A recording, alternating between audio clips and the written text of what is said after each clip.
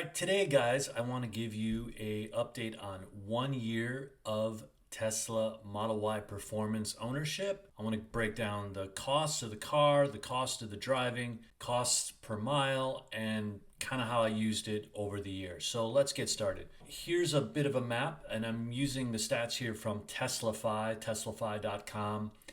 There's a link down in the show notes. Here you can see basically the area that I drove.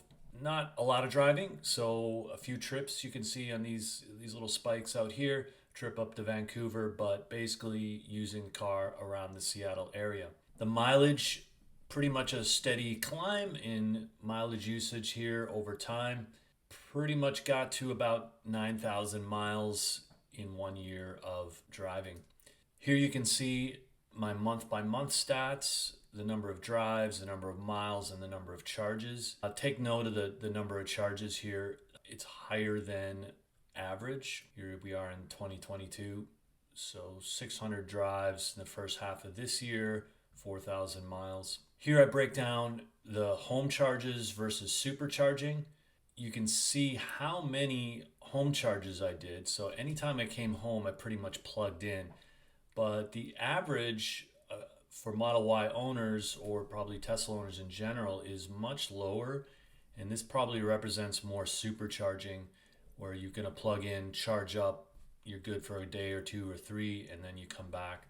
When you do a lot more home charging, I think you're just coming home, you're plugging in, and you're just doing more plug-ins.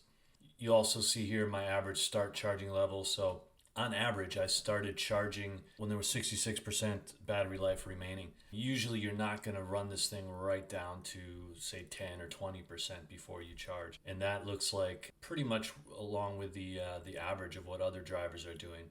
The average is you have 60% remaining, plug in, and fill it up to 80%. And that's what we see here. With supercharging, as you can see, I did do less than the average. 27 is the average. For a year, I did 9. And you can see there, people, when they come in, they're going to drain that battery a lot more. So the average Model Y, according to Teslafy, comes into a charger at 34% full and leaves at about 76%. And this is just travel charges, I guess, away from your home area. Here's the battery degradation report. And I wasn't expecting quite to see the degradation start showing up so quickly, but here you can see pretty much around mile 4,000, we can see that we're starting to get less than 300 miles on a full charge, as understood in here. So it looks like here with an odometer of 9,000, we are probably about 290 miles on a full charge now. This is some averages. So there are 25 vehicles with charges at your current odometer reading. 12 of those vehicles have a higher range and 13 have a lower range. It looks like my range, which is here at the end of the 1 year, 288 miles, is just about average for other cars, other Model Ys. And just kind of a fun one here. This is a list of the top 10 vehicle names as shown in the Teslafy dashboard, and you can see Tessie, Tessa, Tesla are pretty darn common names. Not a ton of creativity, but I am interested in this life, universe, and everything Douglas Adams reference. I guess Model Y fans are not gravitating toward that name. All right, so let's take a look at the actual costs right after we take a look at where I charged. So here's the amount of kilowatt hours during home and office charges. At superchargers, I did about 250 kilowatt hours, and that represents about 5% of my time I charged at a supercharger. So now I'm going to go over the cost of driving and what it costs per mile, and in comparison with what you might pay for a gasoline car. So in my 1 year, I drove 8,668 miles. That's about 14,000 kilometers. To drive those miles, I use 4,565 kilowatt hours.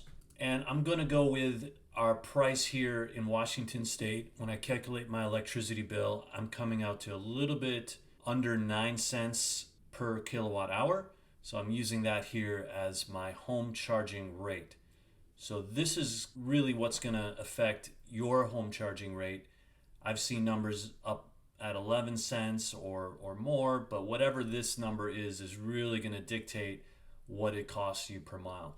So in my case, I'm using about a half a kilowatt for every mile driven, and that comes into a cost of a little under 5 cents per mile. So let's use some comparisons here. So if I was to do a sort of fill up, 300 miles of range, that's going to cost me about $15. A similar comparison, that's about $9 for 300 kilometers.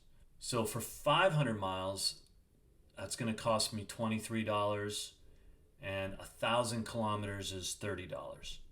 In terms of what somebody might fill up for with their gasoline car, $50, $60, or $70. Well, so $50 would get me 1,055 miles or almost 1,700 kilometers.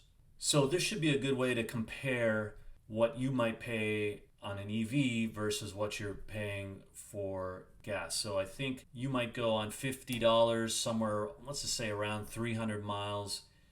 This is about 3 times, a little bit more than 3 times more, but that's just going to come down to whatever the price per kilowatt hour you're actually paying in your area. Let's take a look at the costs and prices. I paid $63,290 for the Model Y Performance a year ago, and I paid $7,412 to Washington State and other taxes. Total for the purchase price, $70,702. Insurance right away for the year ended up being $1,546. Went up after I added a driver. I added in here my total home charging costs. So this is the supercharging costs, my home charging, and then my actual free charging. Basically, the cost of that charging ended up being $523. Now that's going to vary widely between if you're doing a lot more supercharging, but the bulk of my charging, as I showed before, 95% of it was home and this free charging. The other thing that most people are probably going to be stuck with, they're going to need some kind of cable right out of the gate to charge at home. And so for me, the total cost of that was $219 for a total base cost of $72,991. Now I did have a few other expenses, so I'll show those here. I did get some mats for the car. I think those are kind of a must. You don't really want to get your car dirty right away. Spent some money on cleaners.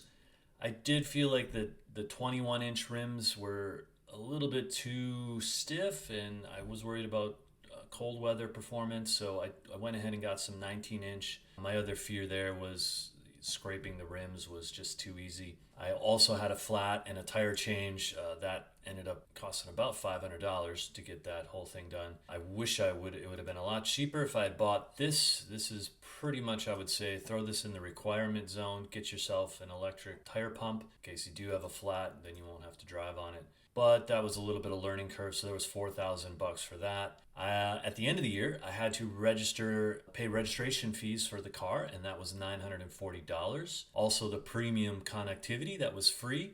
The first year lapsed, and so paying that was $109. And I got a random check from Tesla for $11. I have a total spend of $78,000 after the wheels, after the registration, after the connectivity. $78,000 is my first year. Includes charging, includes some accessories, but that should get you in the ballpark of what it costs to drive a Tesla. Hope that was useful and gives you some idea of what a Model Y Performance is going to cost you. Obviously, you can adjust these numbers a little bit based on the type of Tesla you end up getting, but a few little things that were surprising. Obviously, such a high registration was kind of a surprise. So, thanks for watching.